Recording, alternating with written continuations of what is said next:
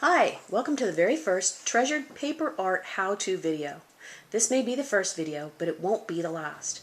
We'll be posting a new video every week with great how-to segments, videos of the latest greatest products for paper crafting, paper challenges, and giveaways. So make sure you sign up on our blog to keep updated.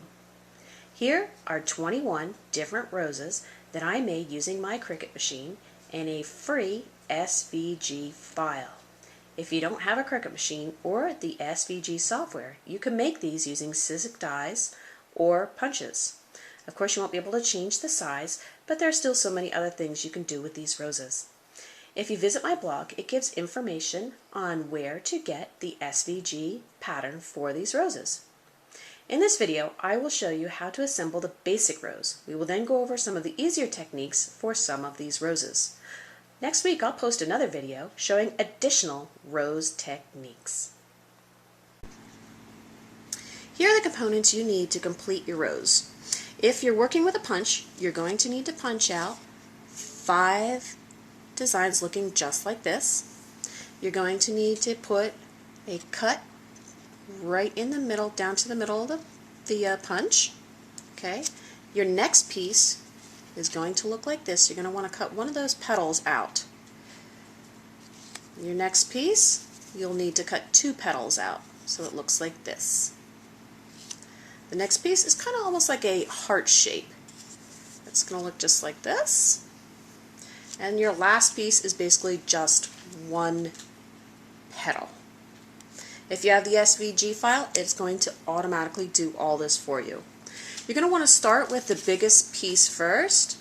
What you want to do is just take a skewer and just roll down all of those petals there.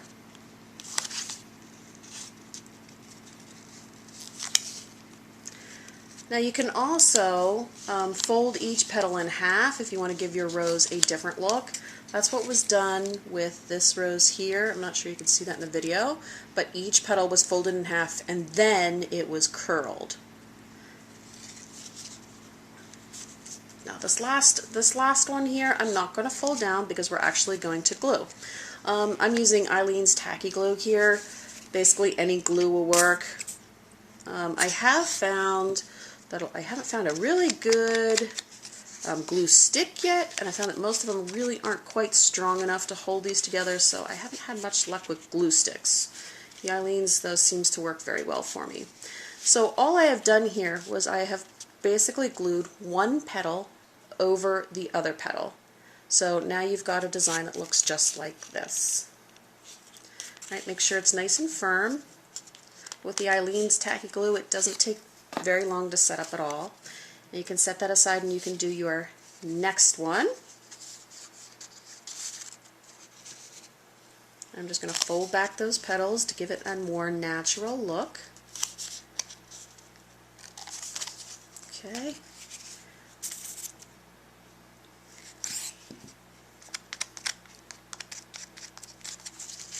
I'm going to fold that in. 1 petal's just going to cover over the other petal there.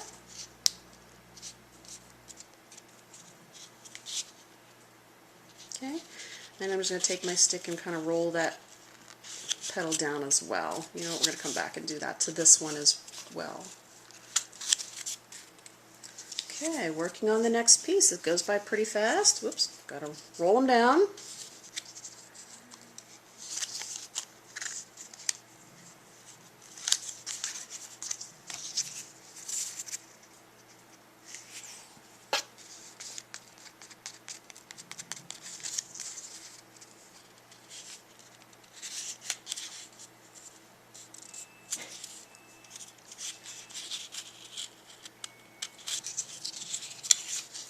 Oh, this one didn't quite line up quite the way I wanted it to.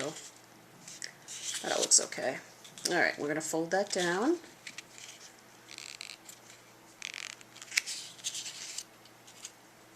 Okay, now we've come to the one that looks like a heart. Now this time you're not going to cover 1 petal with another. So you'd make this a little bit easier.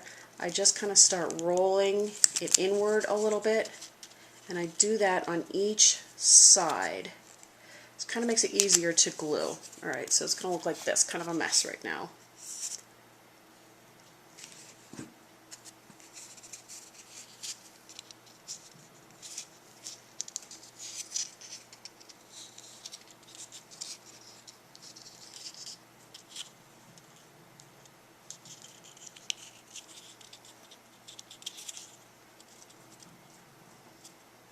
Okay, so this is what it's going to look like when you're done.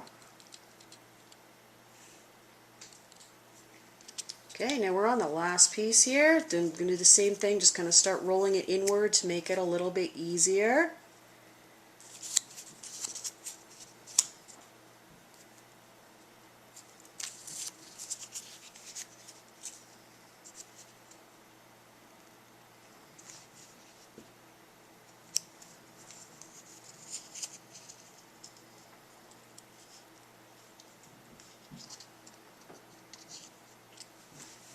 Kind of help glue this, I put the skewer in there and kind of press against the where I just glued and the skewer. I find that helps stabilize that. So now here's your last piece. Okay, so you have all of your components glued. If you want this to sit a little bit flat, you're going to take that biggest section and just cut a little bit off the end. That'll help it sit flatter. Now here's your next one. You definitely want to cut a little bit off of that because it will help it sit in the rows a little bit better. We're going to put a little bit of glue. Doesn't take a whole lot. And we're going to set that right in there.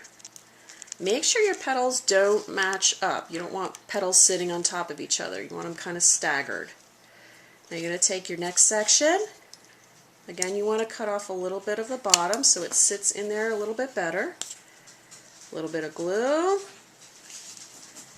And you just want to set that right down inside. Same thing with this one. Oops, on this one we didn't fold back the petals on this one, so we're going to fold it back a little bit, make it look a little bit more natural.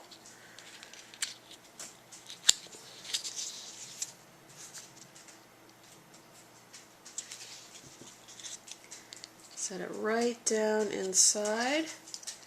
Now I find with this last one, you're going to want to cut a pretty good amount off of that so it doesn't stick up. You kind of want it to sit down in the rows a little bit.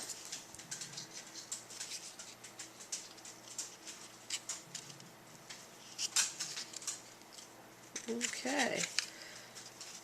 And you can use your skewer to help you adjust the petals so they're sitting exactly where you want. And there it is. You've got a beautiful rose, and of course this can be done in any paper that you want to match whatever project you're doing, but they turn out quite beautifully.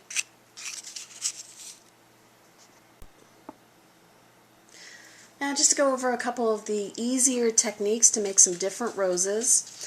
On this particular rose, I'm hoping colors show up real well here. This particular rose was made out of the white cardstock, as of all the roses in this video were. Every single one started off with just plain white cardstock. This one was edged using Tim Holtz Distress ink. This particular one happened to be in walnut. I then took it, and before the rose was assembled, so that you get good coloring both in front and the back, this one was sprayed using the Glimmer Mist. This particular one used the hot chocolate Glimmer Mist. I allowed it to dry. I had then assembled the rose.